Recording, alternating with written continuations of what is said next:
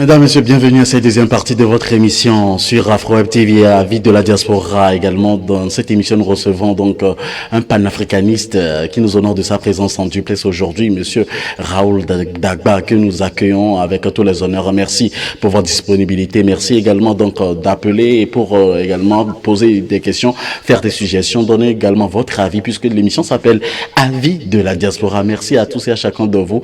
Nous sommes avec l'un des panafricains reconnus du côté de la diaspora et de par le monde, président de l'Observatoire panafricain pour la démocratie et le développement.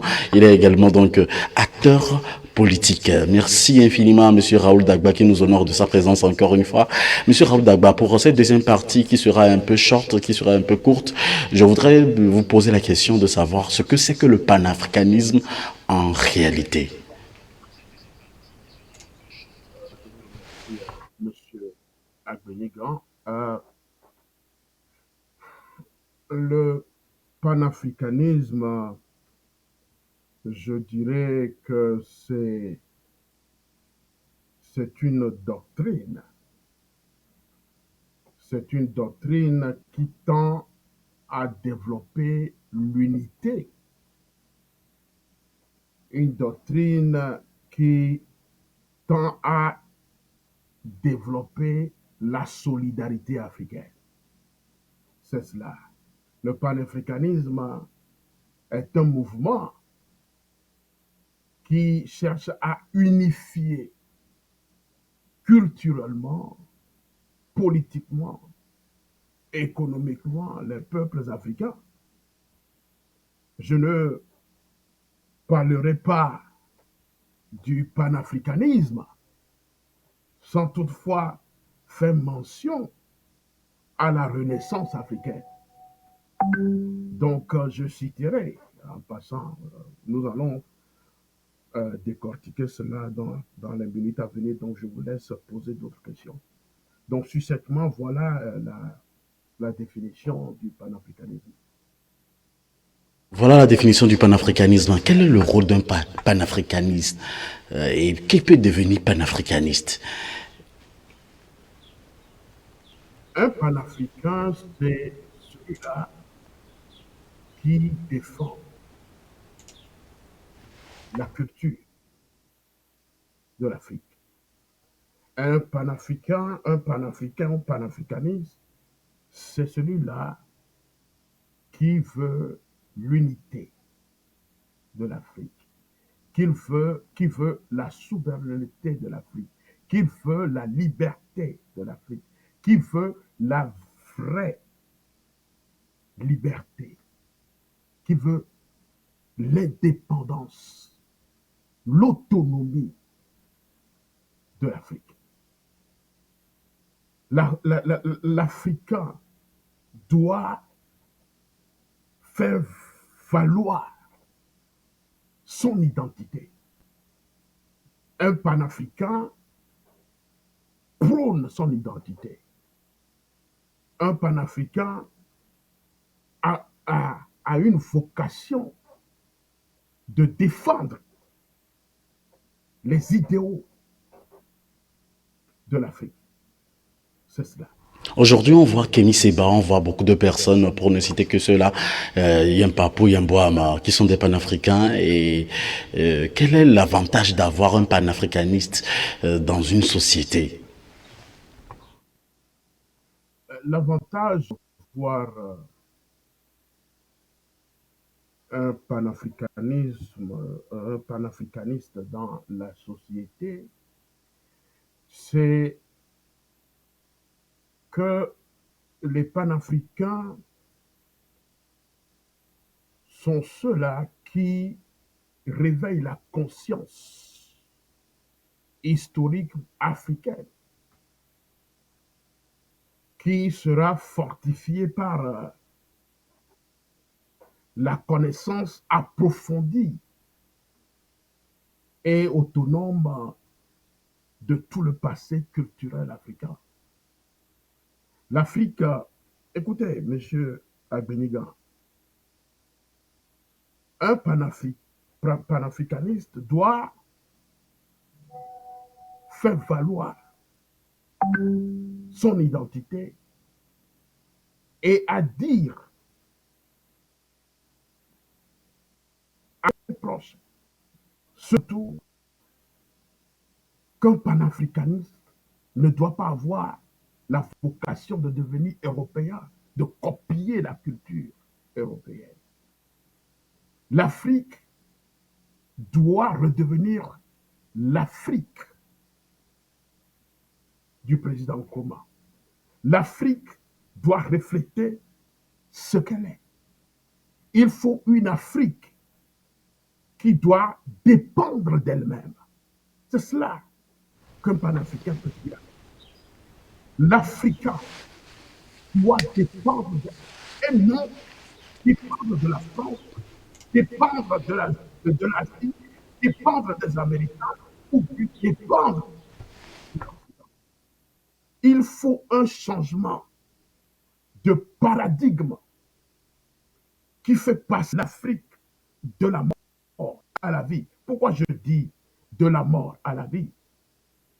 Si je dois impliquer la science politique dans le panafricanisme, je citerai Cheikh Anta Diop dans sa démarche de discipline sociologique en se rendant compte de la réalité.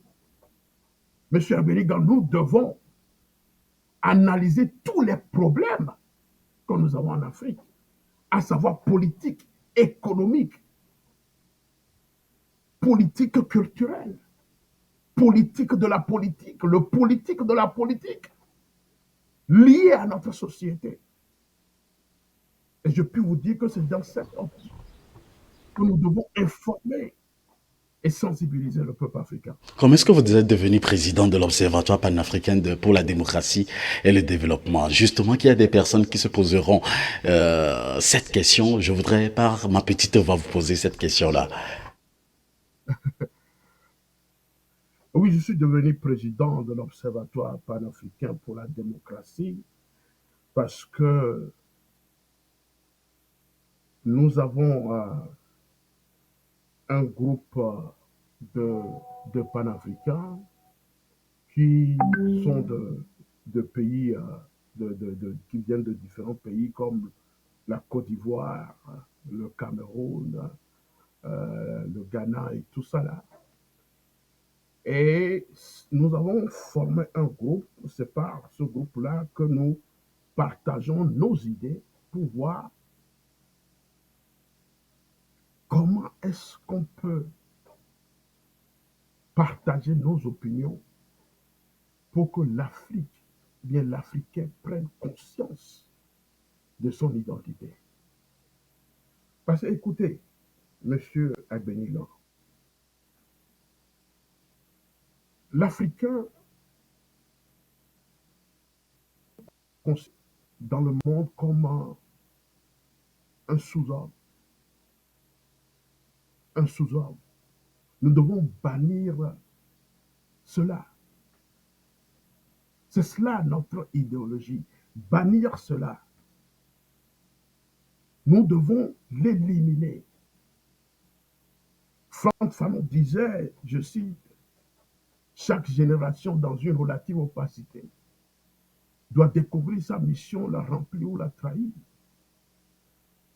En tant que panafricanistes, nous devons avoir une mission. Et cette mission-là, c'est de faire en sorte que l'Africain retrouve sa personnalité, sa dignité. Nous devons bannir cette histoire de, de non-considération et faire valoir notre identité. Faites voilà votre identité, oui, mais la plupart du temps, les panafricains ont des idées controversées et quelquefois sont également incompris. Qu'en dites-vous?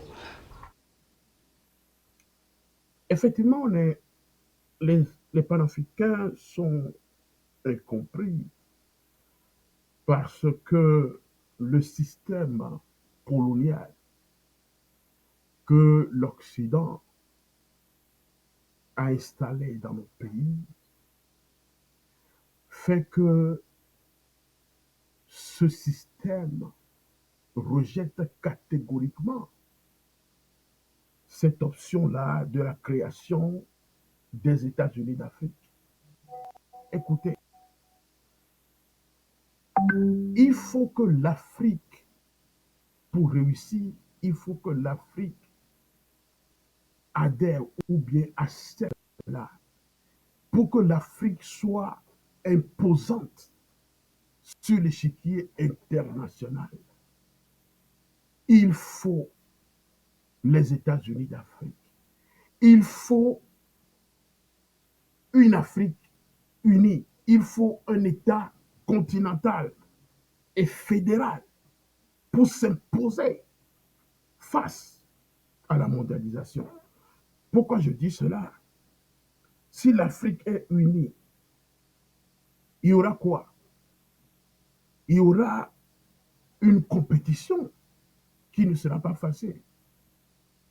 Nous aurons un marché commun africain, l'établissement d'une stratégie commune de défense militaire. Jusqu'à présent, l'Afrique s'organise pour avoir une africaine, nous ne les avons pas. Si je vois aujourd'hui les bases militaires françaises installées en Afrique, alors là, je vous dis et je le répète que nous sommes toujours sous tutelle. L'établissement d'une stratégie commune de défense militaire est très important. Nous devons avoir une politique monétaire commune. C'est ça la force que nous devons avoir si nous options pour les États-Unis d'Afrique. Nous devons avoir une politique étrangère commune. Donc le panafricanisme, ce n'est pas quelque chose de, de, de, de, de, de hors marge. Ce n'est pas cela. Ce n'est pas cela. Le panafricanisme est né où? Le panafricanisme est né dans un contexte de lutte idéologique contre la discrimination. C'est ça. Oui, justement, monsieur Raoul Dagba, vous êtes également président de l'Observatoire panafricain pour la démocratie et le développement. Et vous êtes de nationalité togolaise résidant aux États-Unis. Et dites-moi, en tant que panafricain togolais, qu'avez-vous fait jusque-là pour impacter la démocratie et l'alternance en Afrique, et plus précisément au Togo, de manière concrète? Écoutez, au Togo, je peux vous dire que nous n'avons nous n'avons pas encore rien fait à ce stade-là parce que ce régime, vous connaissez comment ce régime fonctionne. Je ne connais pas. Les trucs fonctionnent en bonne et due forme pour le moment. Puis il y a un gouvernement en place, il y a des institutions qui sont en place et les institutions sont respectées. C'est vous qui me l'avez dit en début d'émission. Ces institutions ne sont pas des institutions crédibles au Togo. Écoutez, vous pensez que je peux prendre l'avion aujourd'hui et descendre à l'aéroport de Lomé-Tokoin, l'aéroport général, Oui, pourquoi pas? et sortir de manière très, très librement? Non. Mais si vous n'avez rien fait, monsieur Raoul Dagba, vous y serez sans crainte. Si vous n'avez pas fait des choses contre la loi, ou... Partagez votre opinion. Lorsque vous partagez votre opinion et qu'il y a un régime, malgré votre opinion, vous n'êtes pas un terroriste, vous ne les attaquez pas avec des armes, vous ne faites qu'avancer votre opinion pour le changement, pour le bien-être de votre nation. Vous êtes devenu un homme à abattre, un ennemi public numéro un. Vous serez un ennemi public numéro un pour ce régime-là. Donc, nous n'avons jamais essayé d'aller sur ce terrain-là, mais nous étions présents. Ce qui veut dire que vous ne voudrez pas, vous ne voudrez plus aller au Togo, vous allez rester à la diaspora jusqu'à la fin de votre jour. Écoutez, il y a une fin pour tout. Il y a une fin pour tout. Le système ne restera pas éternellement au pouvoir. Le président Ça Faure aussi serait veut bien. partir. C'est vous qui le dites. C'est ce qu'on a entendu dire, qu'il veut aussi le changement. Il veut que les intellectuels, vous, en tant qu'intellectuels, vous discutez, vous prenez des décisions. Il y a tellement de professeurs, d'acteurs politiques, il y a tellement d'avocats, il y a tellement donc beaucoup sont ces personnes-là que nous avons au Togo et qui sont des grands intellectuels qui sont du côté de la diaspora. C'est le moment encore une fois de contribuer de près ou de loin au développement. Il y a également le guichet de la diaspora qui est ouvert en ce moment. On a également un appel rentrant, on le prend en même temps. Alors, Monsieur Mpapou, vous êtes en direct. Alors, Monsieur Mpapou. Oui, Alors, oui, allô? oui, vous êtes en direct. Allez-y. D'accord. Permettez que je me remette en lieu sûr là. Je voudrais, je voudrais justement appeler pour apporter ma contribution par rapport à ce que c'est que le panafricanisme. Allez-y. Il nous reste Oui, juste 2 minutes pour terminer l'émission. ok, votre invité a effectivement essayé d'apporter certains éléments. Je voudrais, si c'est possible, pour rendre plus clair pour nos compatriotes, apporter d'autres éléments. Donc, le panafricanisme, c'est ce mouvement d'idéologie politique qui voudrait que les Africains soient entendus sous le vocable d'une seule entité.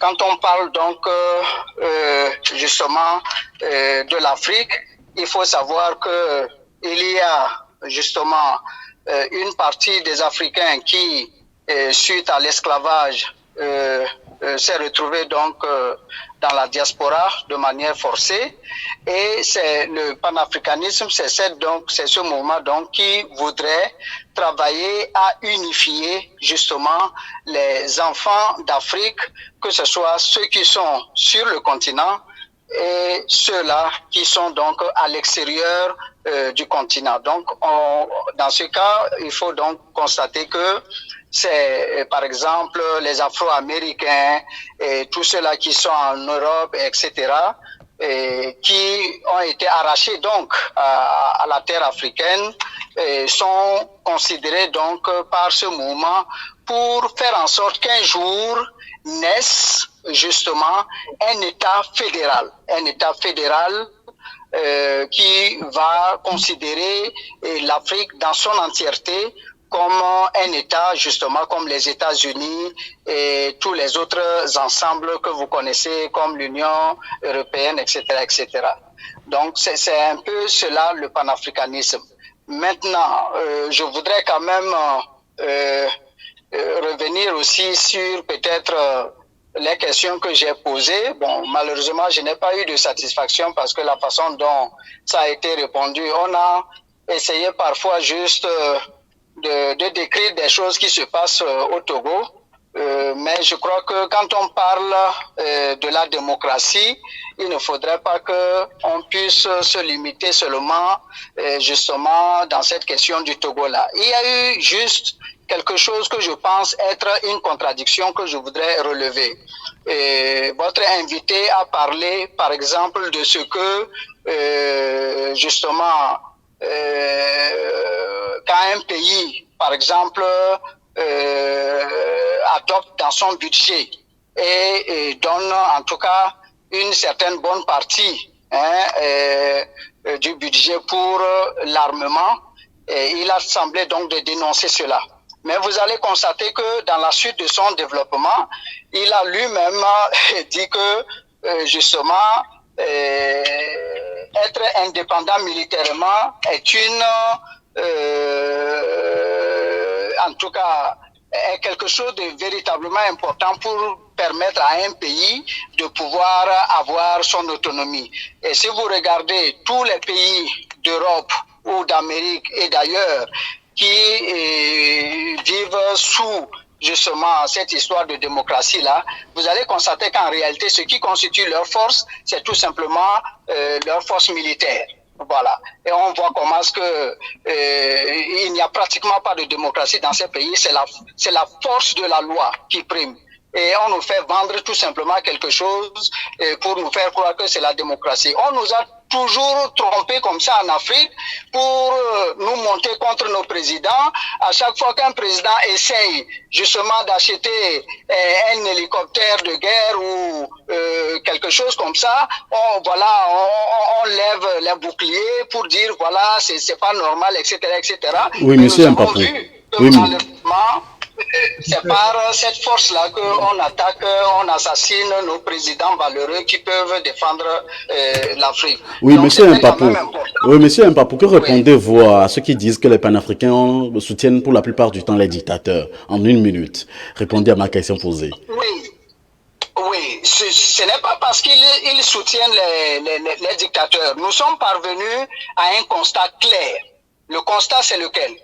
Le constat, c'est que à un certain moment donné, lorsque vous voyez justement un président qui est arrivé au pouvoir, vous allez constater que l'impérialisme l'a suffisamment compromis pour faire en sorte que ce président-là soit toujours obligé de faire ce qu'il veut.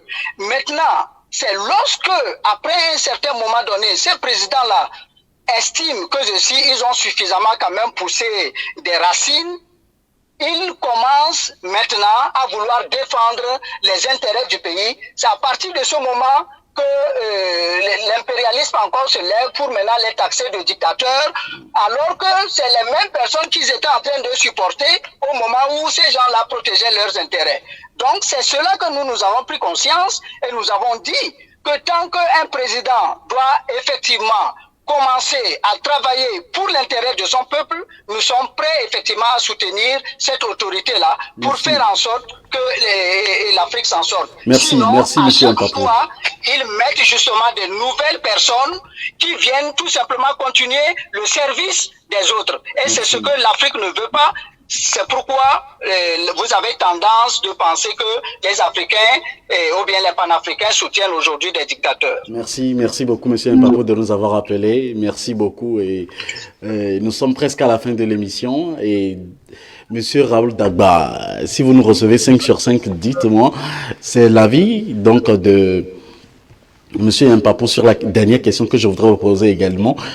Et de votre cas, par exemple, vous ne soutenez pas les dictateurs. Pourquoi est-ce que les panafricains ne parlent pas une seule voix comme les opposants africains? Dites-moi, monsieur Raoul Dagba, et nous sommes à la fin de cette émission. Quel sera votre message de fin pour clôturer en toute beauté cette émission Avis de la diaspora? Écoutez, je voudrais juste quelques rectificatures euh, au niveau de l'armement dont le monsieur venait tout juste de faire allusion. Lorsque je parlais du budget où la grande partie du budget est octroyée à l'armée, je ne voudrais pas parler, je ne parlais pas du Togo, je parle de l'unité africaine, je parle en Dollerie ce qui concerne les États-Unis d'Afrique. C'est pourquoi j'ai fait mention, si les États-Unis devenaient quelque chose de réel, il faudrait une armée qui sera dotée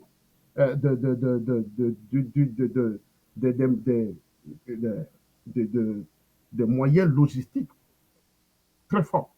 Donc, je ne dis pas spécialement que c'est le Togo qui doit. Non, non, non, je ne dis pas ça. Mais je voudrais aller également sur le panafricanisme. Je sais, il a fait son exposé tout à l'heure. Je suis parfaitement d'accord avec lui. Nous savons tous que le panafricanisme visait à unir les Africains et les descendants africains hors d'Afrique dans un sentiment de fierté pour le passé et les valeurs africaines. Il faudrait que tous les Africains se sentent africains pour réussir à adhérer toutes énergies autour d'un idéal qui est la construction des États-Unis d'Afrique, la défense des droits civiques aux États-Unis, si vous vous rappelez, a rejoint la lutte pour l'indépendance des pays africains. Et plusieurs congrès panafricains ont alors favorisé l'émergence d'un mouvement politique africain dont le leader le plus radical dans ce mouvement d'alors a été le Ghanéen, le président Kwame Nkrumah, qui a rejoint l'Afrique dans les années 48, si j'ai bonne mémoire. Donc, l'émergence des nouveaux États indépendants laisse entrevoir la fin de l'utopie unificatrice des pays africains dans le début des années 60. Mais je voudrais compléter que si l'Afrique veut vraiment se décoloniser, elle doit sortir de la tutelle dans laquelle elle s'est installée. Je vous le dis, c'est cela que je vais dire aux Africains pour mon mot de fin. Si l'Afrique veut se décoloniser, elle doit sortir de la tutelle dans laquelle elle s'est installée. Parce que dans la grande majorité des pays d'Afrique, le droit à l'autodétermination des peuples, autour duquel s'est mobilisé le mouvement des indépendances, n'a pas affranchi les structures de la gouvernance, de l'imaginaire colonial, 60 ans après les indépendances. La précarisation, la violence et la domination structurent toujours le rapport entre les États et leur population. Ce qui non seulement confine les États dans une inefficacité culturelle et normative, mais surtout érige la procuration et l'extraversion comme les modalités privilégiées de l'exercice de la souveraineté. Peuple africain, vous devez prendre conscience et vous lever pour réclamer votre liberté. Réclamer votre liberté, c'est très important.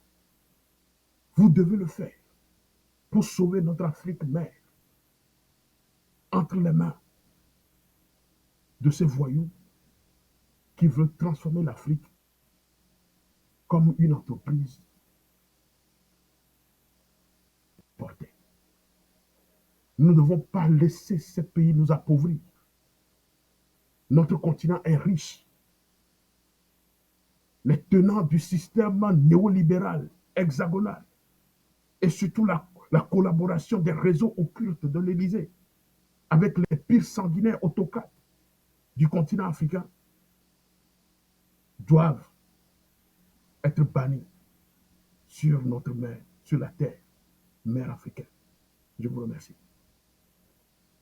Merci, Monsieur Raoul Dagba, d'avoir accepté notre invitation, d'avoir été des nôtres aujourd'hui pour ce numéro de votre émission Avis de la diaspora. Merci à tous ceux qui nous ont suivis, à tous ceux qui ont essayé également de partager cette émission qui sera disponible sur notre chaîne YouTube AfroWeb TV, sur notre chaîne YouTube également sur le www.afrowebtv.com/larespost. Merci à tous. Bonne suite de nos programmes sur AfroWeb TV. On se retrouve samedi avec Monsieur Classio Koutoglo et donc Dr Romarikson et nécessairement avec Monsieur Wadja qui seront nos invités pour l'émission du décryptage du samedi. On parlera également de l'avenir politique du Togo avec Monsieur Raoul Dagba. Nous avons parlé donc de la démocratie, de l'alternance en Afrique et le panafricanisme. Merci à toutes et à tous. On se retrouve pour un autre numéro. Ciao, bye, bonne suite de nos programmes.